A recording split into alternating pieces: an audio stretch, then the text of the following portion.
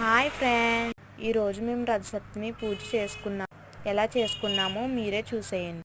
ముందుగా అయితే పూజకు కావాల్సినవన్నీ రెడీగా అయితే పెట్టుకున్నాము. బియ్యం అయితే కడిగేసి పక్కన పెట్టేశాము. దీంట్లో ఒకటి మిస్ అయింది, అదేంటి అనుకుంటున్నారా? వడపప్పు. ఇంతలో మా అమ్మగారు ఆవు పెడకలతో మంట అయితే వేసేసారు. చెంబులో పాలు వేసిన తర్వాత మంట పైన అయితే పెట్టేశాము. పాలు అయితే కాగుతున్నాయి. చూడండి ఎలా పొంగొస్తున్నాయో. పొంగొచ్చిన తర్వాత అయితే బియ్యం వేసుకోవాలి.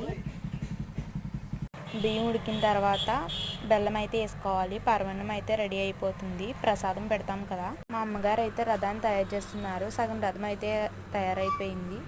డెకరేషన్ చేయాలి. ఇందులో పసుపు వినాయకుడిని చేశారు. ప్రసాదం పెట్టి దండం అయితే పెట్టేసుకున్నాము. మా రథం అయితే క్యూట్గా తయారైపోయింది. డెకరేషన్ అయితే చేస్తాము. రథంలో కూడా పరమాన్నం వేస్తారంట. దీన్ని 3 సార్లు తిప్పుతారు. తిప్పిన తర్వాత అయితే సాంబ్రాణి పొగేస్తారు. మా పూజ ఇలా